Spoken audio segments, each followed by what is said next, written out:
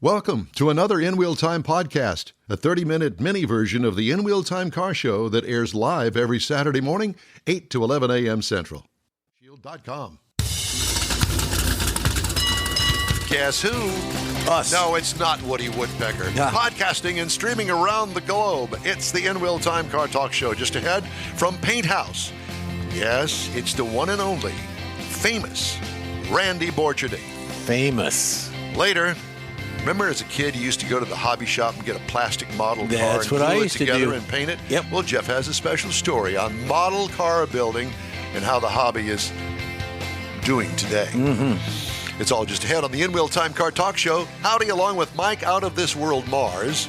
We always need more Jeff Zekin. I'm Don Armstrong. Glad that you could join us on this Saturday for our live show. Let's go right. What did you say? Right. You go This way? We're going to do this way. Synchronized. Why are we doing that? Because Synchronized. I think what we need to do is to do the synchronized wave. Oh, okay. Yeah, the other While we're hand doing Mars. this. The other hand Mars. Yeah, Oh, this one. That one. All right. The other hand. There you go. Okay. Speaking of synchronized. Prom wave. Look who's going there. Yeah. Look, it's Randy Borcharding. Hello. Hello. Give me cat. How are you? Well, you. we're doing good. How are you doing up there in the country? I'm all right. How y'all? All right. Jeet yet? Jeet, T? Randy. What's up, fellas? Well, Yes. we're just trying to get caught up with you and see what's going on Yeah, up it's there. been a while. You've been busy. Hey, we saw a little youngster popping in the view there. Yeah, you before had a I helper. know there's something in here. Who is There's this? something in Come on there. up. Come out, wherever you are. They're talking to you, buddy. Oh, there he is. Now, is that an option for that year? That's an option for that year. Yeah, you installed that? It's a one of one. Yeah. A one of one. Yeah. Priceless. There you go. Yeah, indeed. That is true. So what is that? That's got to be a pickup It looks truck. like a Chevy. It is. It's kind of a Ooh, look at got the flames. Ooh, tub. But here's It's the cool tub, part. Jeff. He's hiding it. Holy Yeah. Toledo. What is that? It's big. That is a It's not blown electric. big block, a hemi-headed big block Chevy. Hemi-headed big block Chevy. I didn't know they made Hemi heads for a Chevy. Yeah, it's a thing. Ariat makes them. Cool. It's a cool package. The cool thing is it runs on 93 octane. Really? Yeah, the guy. It's his little fun driver. It doesn't have a roll cage, so they're not going to let it on the strip. And he just has fun with it. But man, it sounds wicked when you fire it up. I was going to say, does it run bet. now? It does. I don't want to be the guy to fire it up because there's a process. But I can he fired it up for us when he dropped it off, and you are not going to sneak around in this truck. So don't come home at 3 o'clock in the morning trying to sneak in the driveway. Don't tell me it's got open headers. No. It's got exhausted. If you look at the right, Yeah. There. I see it. Yeah. it's got exhausted, but it ain't doing much. I'll tell you that much. How long have you had this? How long have you been working on it? The truck just got here. We've been working on it for a while. We've got the fenders. It had we'll just call it a real fire flame job. Oh. And the front end got burned up. So we've repaired all that, and we're putting it all back together now. Well, hopefully it's not going to catch fire again. Well, agreed. You know, I Agreed. think it needs suicide doors rather than the standard opening. That's what I would do. Yeah, I couldn't. Yeah, that'd be all right. I'm not going to do it, but that'd be all right. Be a good option. I like it. Anyhow, What else you got? so, something fun. Yeah. Let's see. I'll walk you over here. Now, you say that's the customers. How long is the process that you've had it, and when's it going to be leaving? It's been a process of months. I need to flip the camera around here. Sorry for my finger there. This one is, we just got it back from a buddy in Michigan who's helping us get all the drive line and the engine and tuning taken care of. This is a 55? 55 Chevy Yeah. Wow. that Two-door. is on a Morrison independent rear suspension chassis. So it's fully independent chassis. It has the LT4 and 8-speed automatic that you would normally see in, say, a ZL1, modern ZL1 Camaro. Yeah, header wrap and everything. Is that those wrapped headers? Yeah, we've wrapped the headers. The exhaust is unwrapped, but it will get rewrapped because we did some mods to the exhaust. I didn't like how it sounded, so we've added this H-pipe back here in the back to sort of balance out the sound, get rid of some of the, just had that sort of old glass pack sound to it. A little pop in it. Which it did, and it was annoying, and I just didn't like it. But there you can see the fun part. That's the independent rear suspension. Yeah, nice. And anyway, it's a neat project. How long have you had that one there? Side. Pardon me? How long has it been in the shop? Gosh, I'm embarrassed to say it, but about 3 years over the course of time. Yeah. In and out kind of thing. So are these going to be any special tricks with your special paint? Any creativity going on any of these? Well, and this one, admittedly, no. This is a Porsche color. It's called chalk. And then a black roof. It'll kind of have hopefully a contemporary look without being too gaudy. One thing we did do, and it's hard to tell with it up in the air, but the wheel wells here, we raised them about 3 inches. You did? So just enough that you can get the dang wheel off now. This big tire. Let me ask you. Let's go into that for just a minute. So how did you actually take off the lip and then reposition it, or did you make a new one? The first option. Reposition, yeah. It was cut. A relief area was cut out. It was literally slid upward. Yep. And then you sort of fill in the gaps. Yeah, that makes sense. Yeah. Sort of like chopping, but in reverse. How do you kind of? I mean, do you do that work? In this case, no. I sublet it out to a good friend of mine who no longer lives in Texas, sadly. But he's one of those guys that could take a flat sheet of metal and build you a Duesenberg. Oh yeah. Oh wow. And it was right up his alley, and he did a beautiful job making it look like it belongs there. Most people don't know. And I was just going to say, had you not pointed that out, I would have never guessed that. Yeah. No. Because back in my day, they just took a cutting torch and just rounded it off with the wheel. And exactly. a hammer and dolly. That is a look I don't enjoy on these cars. On the drag strip, it's fine. But on these cars, when it's going to be on the street and it's got to look, somewhat original. Well, yeah. We didn't want to run that effect. So is this a daily driver for this customer, or is this going to be a showpiece? No, I wouldn't say a daily, but it is expected to perform and behave. Yeah. That was one of the reasons I had it at my friend's shop in Michigan. He is a good friend with a fellow named Mark McPhail. Well, Mark McPhail used to run GM Performance for years, and he did all the tuning on this car. So not only did it make power, but he tuned it for drivability. The upshifting, the downshifting, just the manners that it has, and above and beyond the bonsai run, Mm-hmm. Is that why the headers are wrapped so far? I mean, you got them double wrapped. It looks like. It's a look I like. I like the look of the. Let me get in the right spot here. I like the look of this Heat Shield Products wrap. It's not necessary from a corrosion standpoint. It's all stainless steel exhaust all the way through, but it's a heat control thing, and I kind of like how it looks. Well, that's the only reason I've ever seen it was heat control, and I was just curious because I couldn't imagine it being heat, but it sounds like it's aesthetics and several reasons. Randy, you said that you sent it up to your buddy in Michigan. I mean, you did you take it up there yourself, or did you put it on a car carrier and have it sent up there? We took it in the new ATC trailer. It's something I enjoy doing. I like the road trips, so I don't mind doing that kind of stuff. What is that, about a 1,400-mile trip?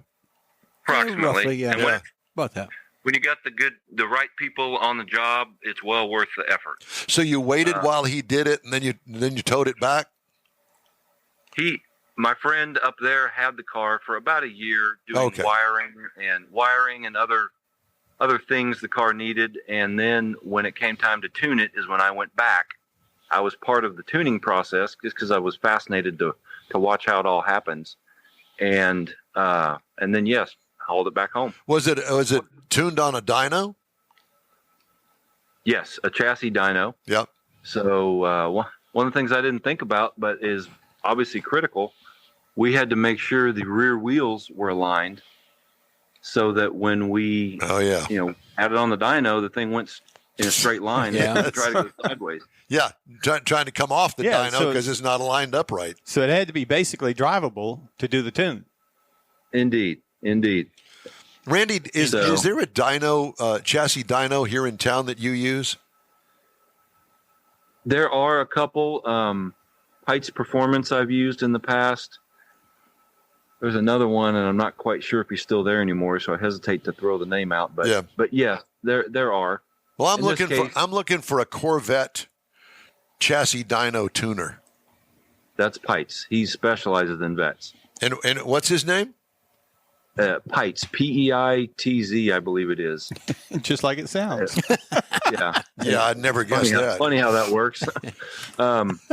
Anyway, he's really good, especially with these new C8s.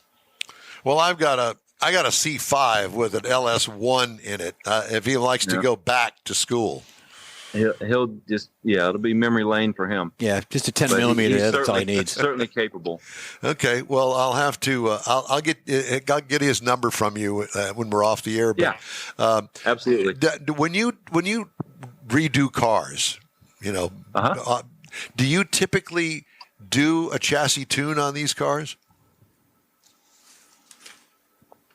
Yes, the answer is yes. Simply because drivability is of paramount importance to us. It's one thing to make horsepower, and that's cool and all, but if you want to get out and drive these things and use them and not regret getting in them and want to throw it back in the garage and walk away from it, it should be fun. It should be able to shift and brake and turn and do all the things we expect cars to do. Correct. That's the reason you put all this modern hardware in these old classic bodies.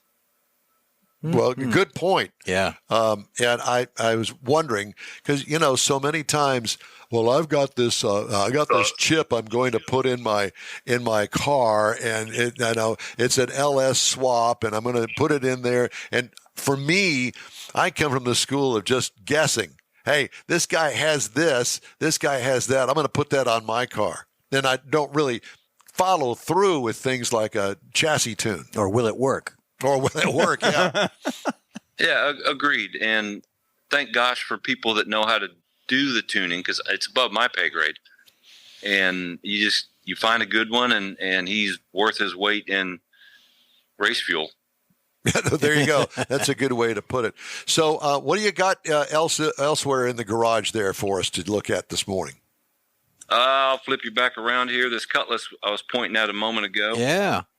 68 convertible. It's been there a while. It has. We're finally getting near ready to pull it off the chassis and get it into a paint job mode. It's a LS3, but dressed out like an Oldsmobile. So it'll appear to be an Oldsmobile, even though it's not. I love the Oldsmobile gold paint on the engine. Yeah, absolutely. Me too. We're fitting up the radiator now. It's a Ron Davis unit. It has, it's called a PWM fan, which is what all the modern cars use. Pulse width modulation. Say that one time normal. No, that's all right. What it does is it think of it like a rheostat on the lighting in your home. Yep. It can speed up and slow down the fan motor, so it's not always just full blast. Yep. How often have you heard a car coming in the Saturday night cruise and all you hear is the fan going full blast? Exactly, and the new cars don't do that. And exactly correct. That's what the PWM setup allows that to be tuned, where it only uses the fan as it needs it. And then when you're going down the highway, it'll turn it off because you don't need it then either. That actually becomes a restriction. Sure. That interesting car. So it's a convertible. When are you going to have it done? Next year? I'd say end of this year. Maybe towards the end of this year. It all depends on how soon we can get into an upholstery shop. That's become a bottleneck in building cars. Is there's not a whole lot of fellas out there or ladies that. And certainly not in this area. If they're out there, I'd like to know about them. that can do the upholsteries we're needing in these projects. You know, I've heard you say that before, and I know that your counterpart in the Hill Country, a couple of them actually, they have issues with that as well, keeping good upholsters, and then and when one leaves, finding another one that's at the level that they're looking for. Well, and some of these guys, I mean, some of them are young.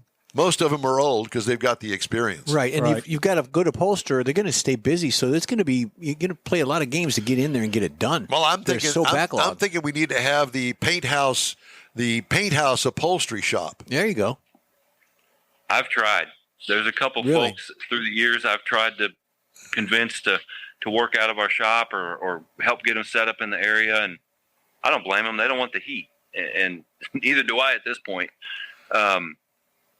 But it's an art, just like all the metalwork is. Oh yeah, absolutely. And not that painting and mechanics isn't an art form of its own, but there is something special about a guy that can sew properly and understand comfort and aesthetics and making, for example, a big fella fit in a small space, that kind of stuff. Mm-hmm. And it's just hard to find. Well, you know, when you're talking about restorations and modifications at the level that you are, I mean, creativity plays a huge role in it, and you've got to be able to actually turn out not only the creative part of it, but the quality as well.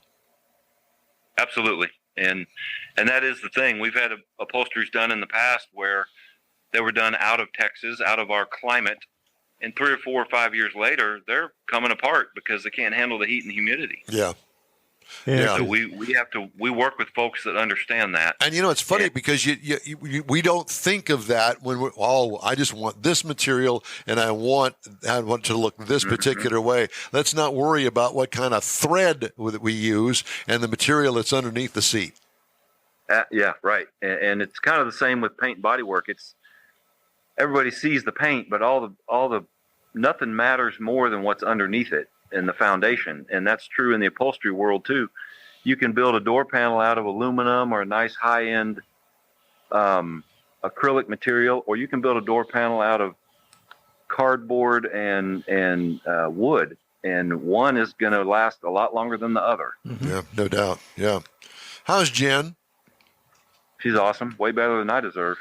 I know. Well, I was just going to say that. Well, please give her our love, and it's always great to talk to you. And we're looking forward to our next time to see the progress on the Oldsmobile. Absolutely. Or on the pickup. The pickup truck, too. Well, I got a feeling the pickup truck's going to be out of there before we talk to you again. It should be gone by the end of this coming week, if we're on schedule. Yeah. Well, I like the little rodent that you had there. That little helper, yeah. Good stuff. Randy, it's always great to talk to you, my friend. Thank you so much, and you take care. And, again, tell Jen we said hi, and I hope to run into you soon. See you guys. Take care. Thank you. Thank you. Love talking What to a guy. You know, when I called him, I'd seen the pictures on Facebook of the boy. And I said, Randy I know that's not your son. Is that your grandson? I just never think of him being that old to have grandchildren, but he's got... Just like me. You never think of me. We think he was old, yeah. We all do. In fact, there's a lot of listeners out there that comment on that. Yeah? About how young I am? Oh, yeah. That too, yeah. You keep believing that. I'm thinking, like we talked about at dinner last night, we need some of that... Paul Popeil spray-on hair. That's jet black. We'll go right to the hair stuff, huh? Okay, all right, I got you. Yeah, he's trying to deflect. He's deflecting. And then we're going to take some tape. We're going to tape it off so at least he'll have some forehead left. Oh, now he's getting personal. Just the thought of that. What color? Jet black. Okay. Yeah, jet black. We'll have Randy mix up a black. Correct. Randy mix me up a color of black for my hair. Yeah, that's it. Yeah, some Painthouse black. There you go. All right. The In-Wheel Time Car Talk Show is available 24/7 through the iHeartRadio app. Look for In-Wheel Time Car Talk. And a new daily podcast is available from your favorite podcast provider. We also video stream our 3-hour weekly show on Facebook, YouTube, and InWheelTime.com.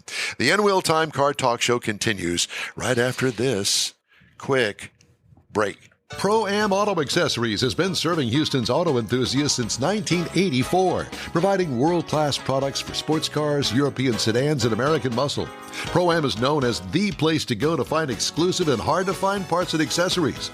Pro-Am is one of the very first distributors in the USA for brands such as Recaro, Redline, Momo, Corbo, and Simpson. Located in the heart of Houston's premier retail and service corridor, the Galleria area, Pro-Am's walk-in storefront includes an 8,000-square-foot warehouse, showroom, and installation bays. Pro-Am not only sells parts and accessories, but also offers installation and service. Pro-Am is now reaching a worldwide audience through Pro-Am.com, taking its local reputation to the rest of the world. At Pro-Am Auto, you'll be dealing with a small group of professionals who truly want to help you with your automotive needs. If you don't see what you're looking for on the website, call and Pro-Am will lend you a hand. Pro-Am Auto, 6125 Richmond at Green Ridge in Houston's Galleria area. Call them at 713-781-7755. Want to feel good about something special you did for someone special? In Wheel Time and the original Lupi Tortilla group of Tex-Mex restaurants have joined together to help a very worthy cause, God's Garage, a Christian-based 501c3 charity. We know there are lots of places and organizations out there where you can donate a car, truck, or SUV, but we're asking you, our car enthusiast family, to consider donating to God's Garage. Visit godsgarage.org and learn about its mission, the women that have been helped, how each one is screened, and about their Restore You program. A car donation is an easy way to make a difference in the lives of others. God's Garage needs good operating vehicles, but will take all types in working and non-working condition. Make your heart and soul feel good by donating your gently used vehicle and help support single mothers, widows, and wives of deployed military at godsgarage.org. And now for something completely different. And Jeff out of is going control. Jeff is going to do a commercial because we didn't get one for Keels and Wheels. Yeah, Keels and Wheels is coming up May 4th and 5th. It's the 28th annual Keels and Wheels Concours d'Elegance.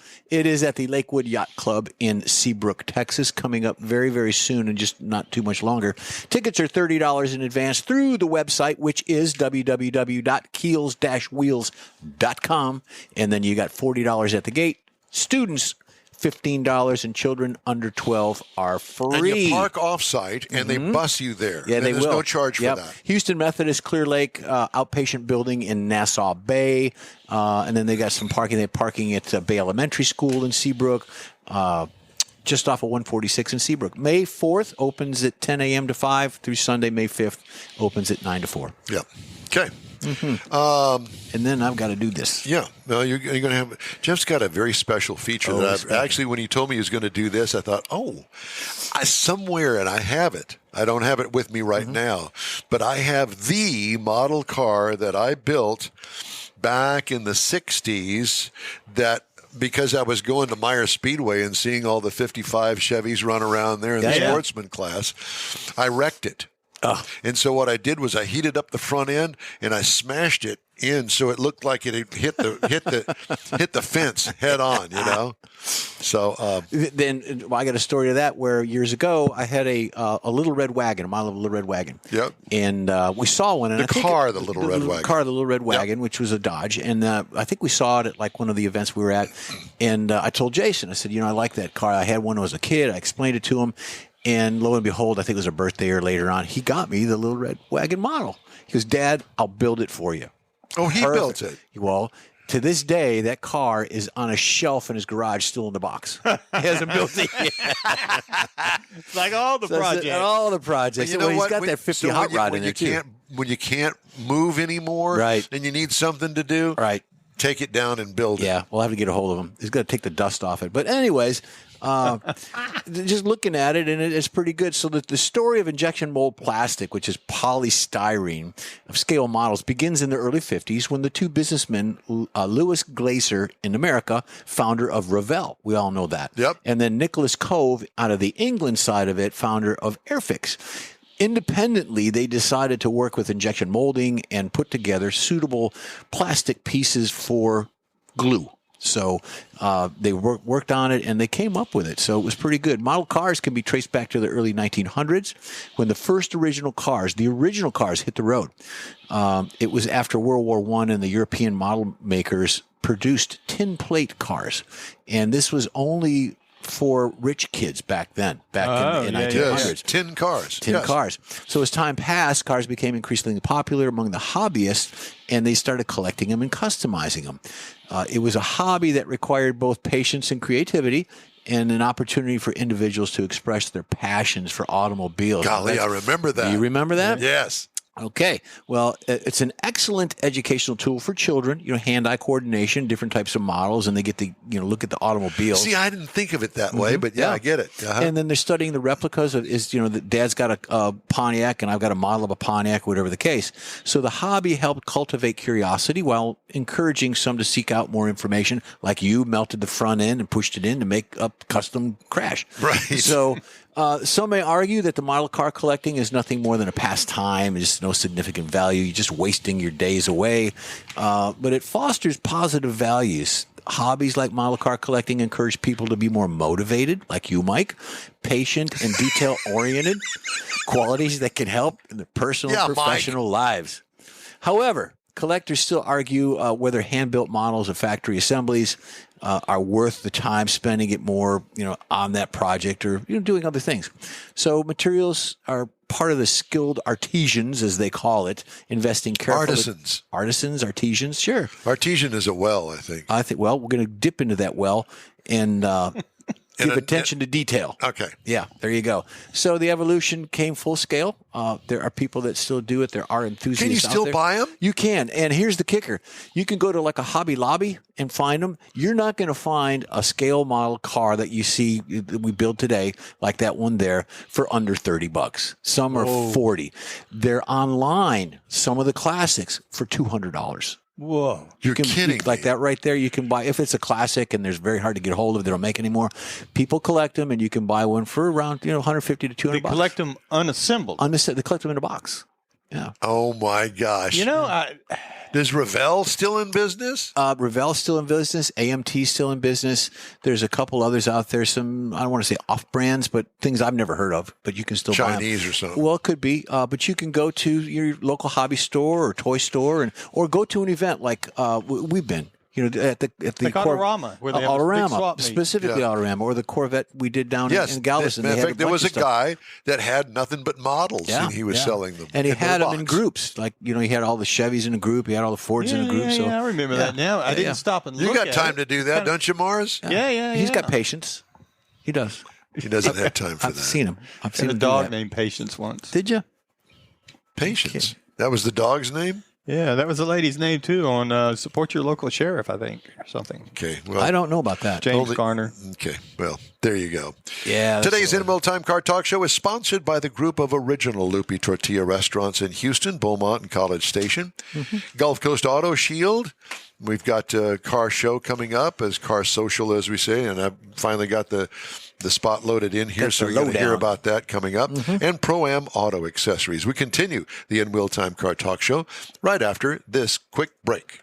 The original group of Loopy Tortilla restaurants will have you telling your family and friends just what the original recipes mean when it comes to the best fajitas in Southeast Texas. Founder Stan Holt invites you to visit the original Loopy Tortilla near I-10 and Highway 6. Here's the original house that inspired the design of all the rest and the original charm that helped make Loopy Tortilla the go-to destination for Houston Tex-Mex. Speaking of original, nothing can compete with the original lime pepper marinade that everyone will agree makes Loopy Tortilla award-winning beef fajitas the best anywhere. Loopy Tortilla Katy is another location that gives you the same quality and service Houstonians have come to expect at Loopy's. It's located just off I-10 and the Grand Parkway at Kingsland Boulevard in Katy.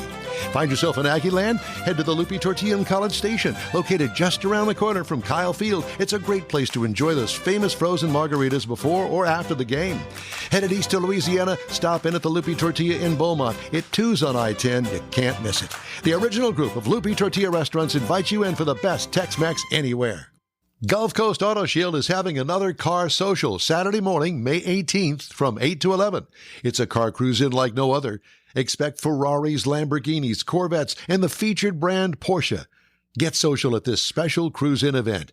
You'll also see Gulf Coast Auto Shield's private workshop and learn about their many products and services. Questions are welcomed. Gulf Coast Auto Shield is easy to get to at 11275 South Sam Houston Tollway near West Airport Boulevard, just south of the Southwest Freeway. The Car Social featuring Porsche takes place Saturday morning, May 18th from 8 to 11. Tell your friends, and no matter what car you have, bring it and enjoy this rare opportunity to see some of Houston's finest rides. In Wheel Time will bring its Car Talk show there too, so join us for another Car Social at Gulf Coast Auto Shield, Saturday morning, May 18th, 8 to 11 at 11275 South Sam Houston Tollway, just south of the Southwest Freeway. Visit gcautoshield.com to see the show flyer for more details. That's it for this podcast episode of the In Wheel Time Car Show. I'm Don Armstrong, inviting you to join us for our live show every Saturday morning, 8 to 11 a.m. Central on Facebook, YouTube, Twitch, and our InWheelTime.com website. Podcasts are available on Apple Podcasts, Spotify, Stitcher, iHeart Podcast, Podcast Addict, TuneIn, Pandora, and Amazon Music. Keep listening, and we'll see you soon.